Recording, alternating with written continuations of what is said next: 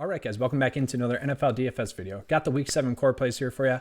This is going to be an interesting slate. The last few slates, it's been pretty concentrated, the players that you should be on, just due to the price point, due to the targets, due to the matchups. It was really easy to kind of know which players you should be on. They were safe, and they also held some upside.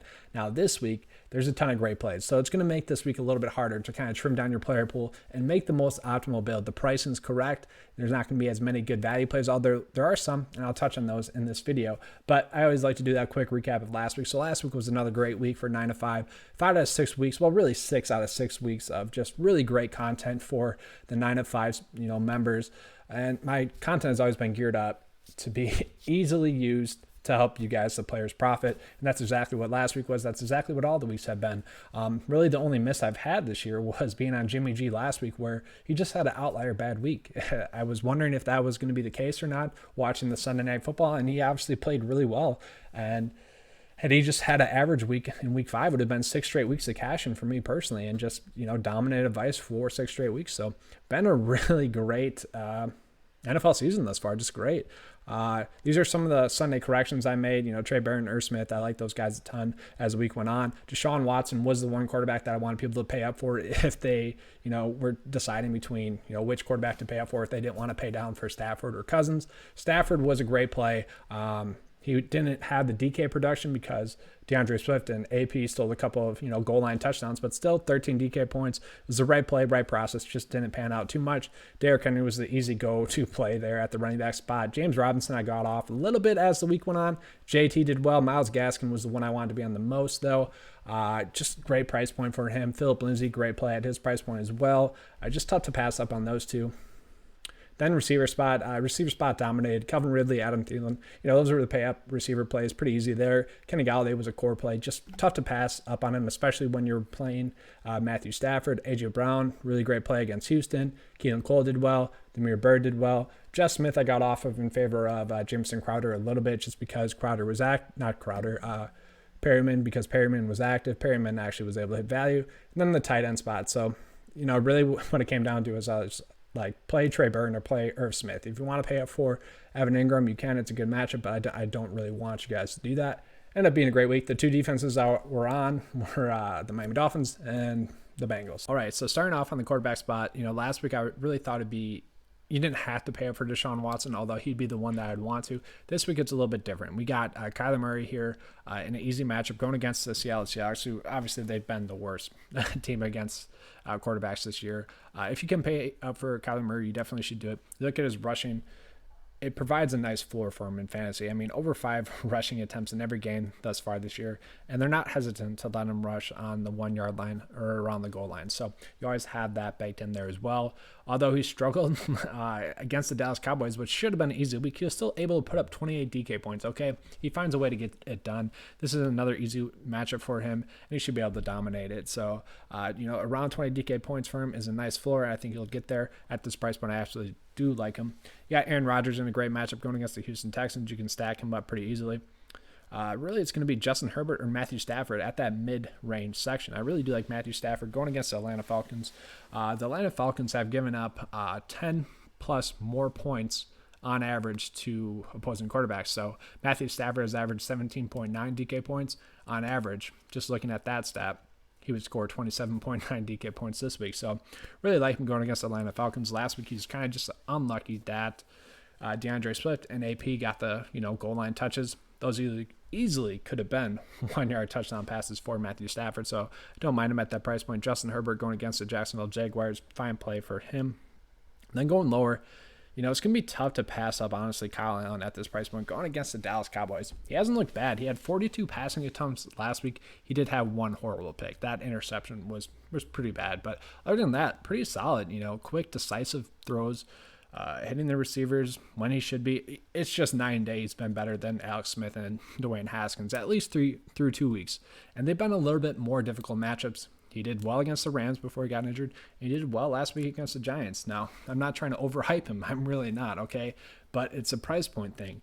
He's been too cheap. 5.1 last week, 4.1 2 weeks ago, and now he's 5.2 going against the Dallas Cowboys, and he hasn't looked bad. It's going to be tough for me to pass him up at this price point, especially with some of the weapons of his finally starting to pop. So, Kyle Allen at that price point, going to be tough for me to pass up. For me, at the quarterback spot, it's going to be pay down for Kyle Allen or pay up for Kyler Murray, or just go with Matthew Stafford in that mid-range section. Moving on to the running backs here. So the running back spot is going to be, can you pay up for Alvin Kamara and Aaron Jones both? They are both in great spots. You got Alvin Kamara going against the fantasy defense that's given up the most points to opposing running backs. Mostly that's due to a lot of touchdowns given up. But Alvin Kamara really has a nice safe floor because of his passing game usage. 10, 4, 14, 9, 8 targets, okay? Just look at that. 45 targets already this year through 5 games. That's absolutely insane. Factor in his rushing upside as well. Alvin Kamara at this price point, it's going to be tough for me to pass up. You can easily put him into your builds. And we also have Aaron Jones here going against the Houston Texans. So, why did we like Derrick Henry a ton last week? One, we knew he would get a ton of touches, at least 20 touches there. And also the Houston Texans defense is the worst against the rush. So, pretty easy play last week with Derrick Henry. Going to be a pretty easy play with Aaron Jones here. The only, slight worry you would have is that Jamal Williams and A.J. Dillon have both looked a little bit decent. They might factor into the game plan a little bit more. They might each get around 6 touches, but still, Aaron Jones should at least get 15 total touches. He could easily get 21 total touches. We know he has that big play upside, and heck, last week was a bad week, and he still was able to score 13.1 DK points. So Aaron Jones at that price point, again, in that matchup, is going to be tough for me to patch up. And then I will say Kareem Hunt as well, going against the Cincinnati Bengals. They are one of the worst teams with yards per carry given up. So I actually was on JT a little bit because they've just been gouged via the run game.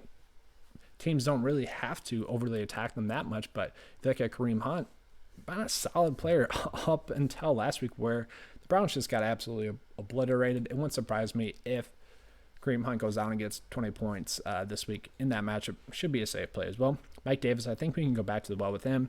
James Conner, these guys, there's just no reason to really fade them. Chris Carson, price decrease, just doesn't make sense for me. I'm just going to go up, pay up for the safety, and then I'm just going to either pay down for Justin Jackson, or I'm going to just find a value receiver to put in the flex. So Justin Jackson, I do like a ton, though, for the LA Chargers. Going against the Jacksonville Jaguars, they've just looked progressively worse defensively as the season has went on. The real question is, how much is Josh Kelly going to be a factor? Is he going to be a factor or not? We saw through 1 week, Justin Jackson was the clear-cut RB1. And if he's going to be the clear-cut RB1 in this offense, getting 21 opportunities, that's just way too cheap of a price point for him. So I wouldn't say lock him in, but if we get news that, yes, Justin Jackson is going to operate as a clear-cut RB1 again this week, you're going to lock him in this matchup going against the Jacksonville Jaguars. It's just going to make too much sense. It's going to be too easy of a play there. So he makes a ton of sense at that price point as well. All right, so now moving on to receiver. This is where it kind of gets difficult. You have a ton of great plays. That's really the problem. And yes, DeAndre Hopkins in a great spot going against the Seattle Seahawks. He's seen over 7 targets each and every game. Last week was his worst game, only scoring 9.3, but he still saw the targets. Kyler Murray was kind of just struggling via the passing game last week, but going against the Seahawks, I expect them to connect early and often, and it just makes a ton of sense. If you think that Hopkins is going to have another bad game, you might as well just throw a dart and go with Christian Kirk. We got Devontae Adams here as well. 10 targets last week, 17 in week 1. Yes, he got hurt in the Detroit game, but it certainly looked like he was on his way to a good week there as well. Going against the Houston Texans, he makes a ton of sense to be able to pay it forward. The Texans are not good defensively. They've been in a couple shootouts as well. Devontae Adams, he's probably going to get around double-digit targets as well. So, those two do make a ton of sense. But you also have Michael Thomas coming back. It's kind of a tougher matchup. But DK Metcalf, Julio Jones, Diggs, Cooper, Calvin Ridley as well. It's just loaded this week, and there's no real reason to fade any one of those guys. But for me, it's a price point thing. I'm going to go with Kenny Galladay as my next favorite receiver. 6.7, a little bit too cheap for him. He saw 6 targets last week for 100 yards, 8 targets 2 weeks ago, and 7 targets in week 3. Been pretty consistent there. 17.5, 16.2, 17.7 DK points each and every game this week. He's just a consistent player. He's a top-notch receiver in the league in this matchup, one of the easiest matchups, if not the easiest matchup. It's going to be tough for me to avoid him at that price point. Just makes a ton of sense for me. Then just look at this Tyler Lockett there and Tyreek Hill. It's tough there. But Terry McLaurin is going to be the way that I want to go. 12 targets last week, was able to score 14.4 DK points in what was a tough matchup. This is not a tough matchup this week. You should easily be able to exploit it going against the Dallas Cowboys, who have absolutely just been torched via receivers, via the passing game. Over 7 targets in each and every game. And like I said, Kyle Allen has actually been, a pretty solid improvement from Haskins and from Alex Smith. So with Kyle Allen starting, he's a little bit more decisive. He knows where to go with the ball, and he's able to get the ball there. I like Terry a decent amount this week with the matchup and the price point. Doesn't really make that much sense to me. And then going lower, there are a decent amount of plays that are quality here. Deebo Samuel in a good matchup going against the Niners. But just talking about value, Damiere Byrd, once again, just a cheap play at this price point. 4 targets last week, was able to score 6.8 DK points. That's not great, but that's not bad. The Niners have actually been quietly not that good defensively against receivers. We saw Cooper Kupp open up a ton. Last week, he wasn't able to convert any of those targets. Jared Goff and Cooper Kupp were really not firing on all cylinders last week. It was pretty much the opposite of that. But Damiere Byrd at this price point, I don't mind. There are some better ones we can go with, like Brashad Perryman. So Perryman saw 8 targets last week, was able to score 10.2 DK points. And in this matchup going against the Buffalo Bills, have been kind of struggling against receivers. I could easily see Perryman, scoring 10 DK points once again if he scores a touchdown, which is pretty unlikely given the fact that Joe Flacco's throwing him passes. Unless Sam Darnold's back, then that gives Perryman a huge boost, and he becomes one of the better GPP flyers on the slate. But the one that I like a decent amount is actually Dontrell Inman. Kind of a sneaky value play here for you. 9.5 DK points last week. He's seen over 5 targets in every game thus far, except for against the Rams. That was just a bad game. Kyle Allen got injured early. Alex Smith came in and just didn't look that good. If he's going to see right around 5 targets again at this price point in this matchup, it's going to make for a great GPP flyer there for you. That's all I have for the receivers. All right, so moving on to the tight ends. If you want to pay up for Travis Kelce, you can. TJ Hawkinson is in a great matchup going against the Atlanta Falcons. That's just a little bit too priced up for me. The big news on this slate is Noah Fant going to play? He's questionable. Doesn't look like he's going to play. And is Jonnu Smith going to play? He's questionable. It kind of does look like he's going to play. But if those two sit, that's where we're going to find the value. So we'll start off with the Denver Broncos here. Don't know how to say his name. Not going to try to butcher it. But he saw 4 end zone targets last week. And one of those he actually did come down with, got 2 feet down, and the defender was able to strip and rip the ball out. It was great defensive play. But had the defender not had that great of a defensive play, would have been a touchdown for him. And, what's great is that he did see 6 targets as well. Looked pretty decent. I kind of just went and stepped into the Noah Fant role. Worth the flyer at 2.5. Now, we do got to wait and see, kind of read the tea leaves, see if he's going to be the one that is going to be involved in the passing game again this week. If he is, I really do like that price point, a pretty good amount. But, let's not ignore the obvious here. If Jonnu Smith is out, a lot of people are going to be on Mr. Firster. I'll pull him up here.